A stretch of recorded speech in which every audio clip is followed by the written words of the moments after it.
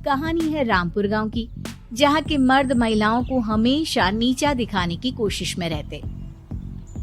अरे अभी तक खाना नहीं आया, क्या मुझे एक और शादी करने की जरूरत है? नहीं जी नहीं, ऐसा मत करना, वरना मैं कहाँ जाऊंगी। खाना लेकर मैं अभी आई जी। गांव की पंचायत में भी फैसले हमेशा औरतों के खिलाफ ही रहते। मैं जो फैसला सुनाता हूँ वो भगवान की आज्ञा होती है। इस लड़के ने अपने मन से शादी करके अच्छा नहीं किया।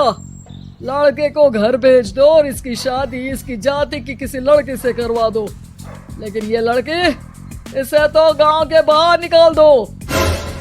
नहीं नहीं जमींदार साहब, ये क्या बोल रहे हैं? ऐसा नहीं हो सकता। मेरी बेटी मासूम है, इसे अच्छे बुरे की समझ नहीं है। अरे कहाँ जाएगी ये बेचारी? कहाँ जाएगी? इतनी चिंता है तो पूरे परिवार का गांव निकाला कर देते हैं। बेचारे पूरे बसे बसाए परिवार को गांव छोड़ना पड़ता है। चाहे जो हो, अगर बेटियों को कंट्रोल नहीं कर सकते तो गांव में रहने का कोई मतलब नहीं है। यहाँ औरतों को दब कर रहना होगा। कोई भी अपने हिसाब से कुछ नहीं कर सकता, सब ईश्वर की मर्जी से ही होगा। तभी गांव का एक आदमी दौड़ा दौड़ा आता है। सरपंच साहब, जमींदार साहब, वो कालिया है ना, उसकी बेटी पढ़ने के लिए शहर जा रही है। अच्छा, ये कब हो गया? और कालिया की हिम्मत कैसे हो गई ऐसा करने की? लेकर आओ उसे और उसकी बेटी को। बस फिर क्या था, हाजिर हो जाते हैं कालिया और उसकी बेटी सरपंच के सामने। अरे कालिया, ये क्या सुनने में आ रहा है? बेटी को इंजीनियर बना रहा है तू? और ये बता, गांव में तो स्कूल नहीं है, फिर कहां से इतनी क्लास पास कर गई तेरी बेटी? राधा, जो कि कालिया की बेटी है, उसे लगता है कि सरपंच उसकी तारीफ कर रहे हैं। सरपंच जी, मैंने ऑनलाइन पढ़ाई की है, डिस्टेंस लर्निंग से। सभी में मैंने अच्छे नंबर पाए हैं, जिसे देखते हुए शहर की इंजीनियरिंग कॉलेज में मुझे स्कॉलरशिप मिली है। वाह जी वाह, क्या होती है ये? पहले तो ये बताओ, फिर आगे की बात करते हैं। पूरा गांव राधा की बात सुन रहा था और राधा बोलती जा रही थी। तो ऐसे मैं फ्री में एक अच्छी शिक्षा लेकर गांव में जो कुछ परेशानियां हैं, जैसे बिजली, पानी और इंटरनेट जैसी समस्याओं के लिए काम करूंगी। मैं गांव को शहर से जोड़ने के लिए पुल का निर्माण करवाने का प्रस्ताव रखूंगी। मुझे पूरी उम्मीद है कि जल्द ही हमारा गांव भी तरक्की की राह पर चल पड़ेगा। राधा की बात सुनकर सारे गांव वाले ताली बजाने लगते हैं। सरपंच को समझ नहीं आता कि वो क्या करे। चुप रह नादान लड़की, गांव के खिलाफ जाने के लिए तुझे गांव से बेदखल कर दिया जाएगा, वो भी पूरे परिवार के साथ। और हाँ, अगर ठीक से गांव में रहना चाहती है तो ये पढ़ाई लिखाई छोड़ दे। हम तेरे लिए गांव का कोई होनहार लड़का देखेंगे। तभी गांव का एक आदमी बोल पड़ता है। अरे नहीं नहीं सरपंच जी, राधा बिटिया जो बता रही है, अगर वैसा हो जाए तो हम लोगों को पैसा कमाने के लिए बाहर नहीं जाना पड़ेगा। हाँ जी, और ना ही कोसों दूर पानी के लिए भटकना पड़ेगा। हमारे बच्चे भी अच्छी पढ़ाई कर सकेंगे और आगे बढ़ेंगे, ना कि हमारी तरह खेती करते बैठेंगे। क्यों गांव वालों, राधा बिटिया का साथ देना चाहिए ना।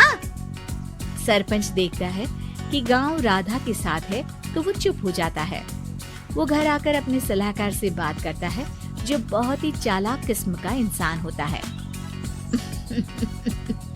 अरे सरपंच साहब, आपको बहुत ही होशियारी से काम लेना पड़ेगा। एक बार गांव तरक्की कर गया, यहाँ के बालक पढ़ लिए तो कोई ना पूछेगा आपको। और फिर ये जो बेटा और बेटी है ना आपके, इनको भी आम लोगों की तरह ही जीवन जीना होगा। हाँ, लेकिन करे तो क्या करे? वो ना आप मुझ पर छोड़ दीजिए, बस मैं जैसा बोलूं करते जाइए। अगले रोज सुबह जब गांव वाले सोकर उठते हैं तो राधा के घर के बाहर और साथ ही वो लोग जिन्होंने राधा का सपोर्ट किया था, उनके घर के आगे लाल रंग से कल आऊंगी लिखा होता है। कल आऊंगी, ये क्या होता है? अरे यह तो खून से लिखा है, लगता है कोई भूत प्रेत या चुड़ैल का साया है। चलो सरपंच जी के पास चलते हैं। सभी सरपंच के पास जाकर उसे सारी बात बताते हैं। अरे ये तो बड़ी मुश्किल की बात है। चलो मैं एक बाबा को जानता हूँ, उन्हें बुला लेता हूँ। सरपंच बाबा को लेकर गांव के घर के बाहर जाता है। ओहो, तो ये वो चुड़ैल है जो उन लोगों को निशाना बनाते हैं, जो गांव को बदलने का सपना देखते हैं, जो ऐसे ही संपन्न देखना चाहती है। वो नहीं चाहती कि कोई बाहरी आका कायाकल्प करे। क्या तुम लोगों में से किसी ने गांव को बदलने की सोच रखी है? तभी राधा की माँ रोते रोते आती है। मेरी राधा घर से गायब हो गई है। अरे कोई तो बचाओ, मेरी बच्ची कहाँ गई?